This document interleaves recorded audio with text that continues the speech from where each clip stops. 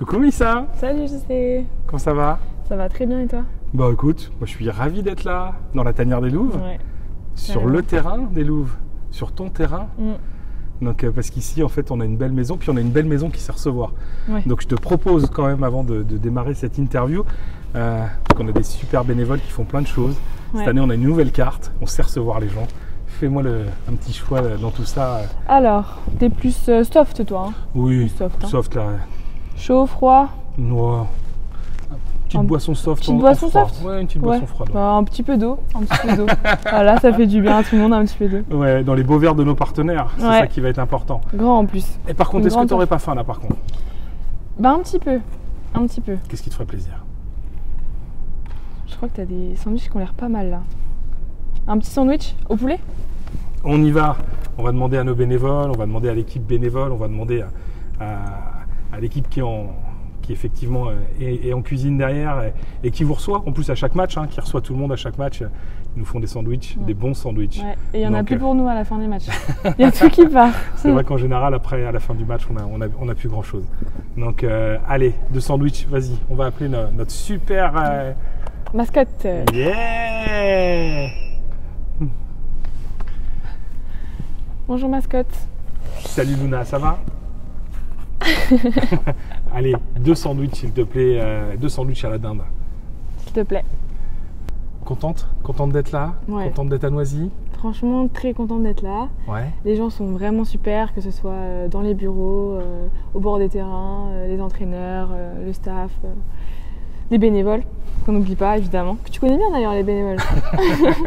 Bah oui, forcément. Souvent c'est un projet familial pour tous les dirigeants de s'investir dans un club. Donc on y vient souvent en famille. Donc forcément, effectivement, on connaît bien les bénévoles qui sont là. Ouais. Donc tout le monde est vraiment super sympa, était là pour nous accueillir quand on est arrivé. Tout allait bien, franchement très très content d'être là. Mais toi, premier contrat pro? Ouais, premier contrat pro. Premier contrat pro à 20 ans du coup. Ouais. Je suis vraiment très contente que ce soit ici. Je pense que c'est une bonne chose. Je suis vraiment très contente du cadre du club, de l'équipe, des filles avec qui je partage mon quotidien. Donc très très contente que ce soit ici. Début de saison? Bah, début de saison, si on parle que de championnat, assez mitigé parce qu'on est à 3 victoires et 3 défaites, dont 2 défaites qu'on aurait pu éviter, je pense. Mais si on parle globalement, on est à 5 victoires. Ah oui, parce qu'il y a la Coupe de France évidemment. Avec une très belle perf qu'on a fait contre Bourg-de-Péage, qui est en D1 quand même, avec vraiment un gymnase en feu, vraiment une ambiance. Vraiment, c'était vraiment. Il paraît qu'à la fin du match, il y a des gens qui couraient dans les tribunes. Ouais, tu les as vus toi Ça courait dans tous les sens. Et ça,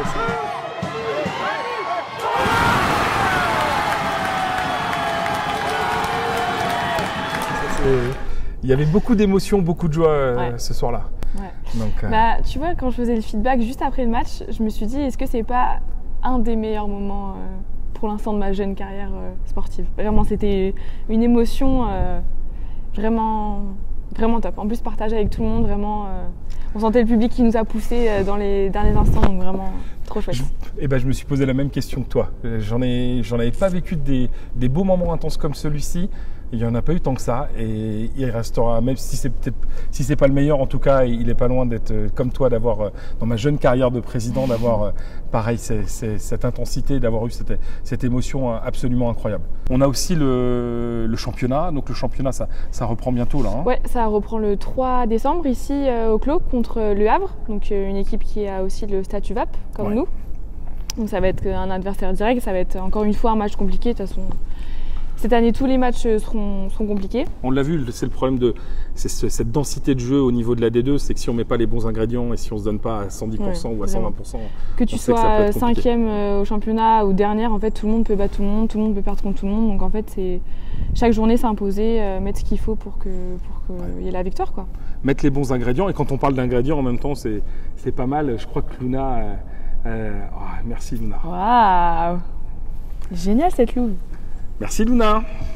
On parlait d'ingrédients et à un moment on a été servi de façon incroyable. Merci Luna. Et merci une fois de plus à toute l'équipe bénévole qui nous accompagne tout au long de l'année et qui se mobilise. Donc, clin d'œil à Seb avec ses super sandwichs.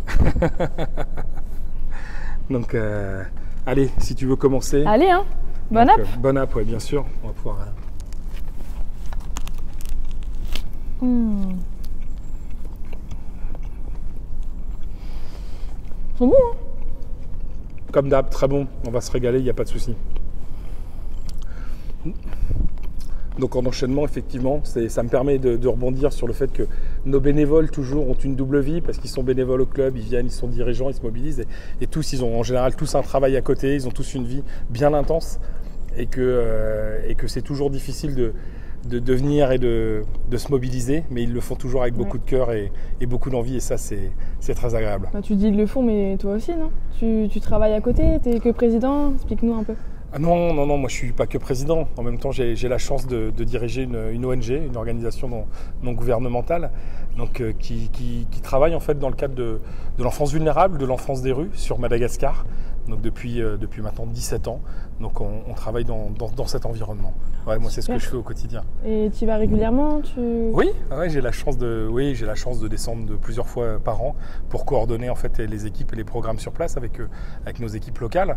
Donc parce qu'on a un certain nombre de programmes qui sont mis en place et donc faut suivre tous ces programmes. Donc tu vois, par exemple on a un centre d'hébergement temporaire donc qui est un centre qui accueille les enfants des rues. Donc c'est les enfants qui sont sans toit, qui sont souvent abandonnés dans le cadre de raisons économiques où les parents ne peuvent plus les accompagner. Donc le soir, effectivement, on leur offre un toit, mais pas que, parce que ce qui est important, c'est de pouvoir se réinsérer. Donc il y a tout un travail de nos équipes pédagogiques et éducatives pour les réinsérer. Donc on fait de l'alphabétisation, on travaille sur la santé, on travaille sur la réinsertion, sur la formation professionnelle. On va travailler aussi sur l'accompagnement familial parce que si on veut que les enfants puissent retourner à terme dans leur famille, il faut aussi accompagner les parents. Donc on travaille sur cet accompagnement familial. Génial. Et ça va être important. On a aussi des projets agricoles. Enfin, on a plein de projets sur Grandir ailleurs. Et oui, c'est important en tout cas de... Oui, merci. En tout cas, c'est une belle dédicace à toutes les équipes de Grandir ailleurs qui travaillent dans ce cadre-là et qui font un travail important, qui font un travail extraordinaire. Et d'ailleurs que vous tous, téléspectateurs, vous pouvez bien sûr rejoindre. Il suffit de cliquer pour aller sur le site de grandirailleurs.org et puis vous pouvez les retrouver sur tous les réseaux sociaux. Ça va apparaître là sur votre écran au moment où je vous en parle en tout cas. C'est vraiment chouette. J'aimerais bien faire une aventure comme ça. Une aventure humaine comme celle-là. Il y aurait peut-être. Ce serait bien que nous, les jeux, on puisse y aller peut-être. Ah écoute, franchement, on va réfléchir en tout cas à cette proposition et puis à réfléchir peut-être d'ailleurs, on commençait à se poser la question de pourquoi pas aussi un moment entre le club et puis Grandir ailleurs, comment est-ce qu'on pouvait évoluer ensemble. Mais ouais, moi je suis sûr, je te rejoins, je suis sûr qu'il y a plein de... Ouais, il y a quelque chose à faire, évidemment, il y a plein de choses à faire comme toujours.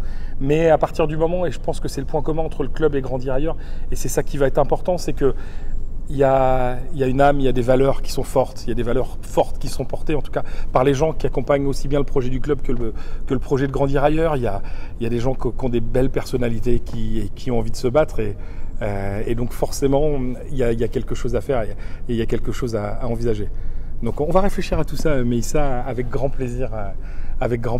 Et d'ailleurs, toi qui chapeautes du coup ces deux associations, est-ce qu'il y a un lien entre le club et cette ONG? Eh ben oui, bien sûr. Alors, oui, bien sûr. Non, c'est pas si évident que ça. Je dis oui, bien sûr, parce que nous, on est au quotidien dans les projets. Mais le match du 3 décembre. Le match du 3 décembre, c'est contre le Havre, si je me souviens bien. Un match important, sachant que l'année dernière, ici, contre le Havre, on a perdu le dernier match de la saison, donc on a une belle revanche à prendre. Oui, en fait, on sera au mois de décembre, on sortira de ce qu'on a, nous, professionnels, on sortira de la semaine de la solidarité internationale. Et dans ce cadre-là, on a décidé, en fait, le 3 décembre, au niveau du club, de nous mobiliser pour Grandir ailleurs, pour les projets d'enfance vulnérable et d'enfance des rues à Madagascar. Donc, évidemment, l'ensemble de la recette et aussi bien des entrées que de la buvette sera reversée sur les programmes. Mais avant tout, ce sera surtout l'occasion d'avoir un temps de sensibilisation parce qu'il y aura les bénévoles et salariés de Grandir ailleurs qui seront présents et donc il y aura un stand où on pourra effectivement échanger avec les gens, échanger avec tout le monde et avoir une action de sensibilisation. Ça va être important. Le match du 3 décembre contre le Havre, on vous attend nombreux évidemment pour cette manifestation, pour cette belle victoire. Ouais, parce qu'une fois de plus, on va faire comme dans les sandwichs que Seb nous a concocté. On va mettre les ingrédients, on va mettre les bons ingrédients pour aller chercher la victoire évidemment. Ça va être chouette. Ouais, ça va être chouette évidemment. Comme tout ça, comme cette interview. Merci Meissa, en tout cas, moi ça m'a fait plaisir qu'on échange. Hein. Moi aussi. Donc, puis après, je le dis après, parce qu'au départ, on était dans l'interview, on était très sérieux, là on s'est détendu et c'était mieux.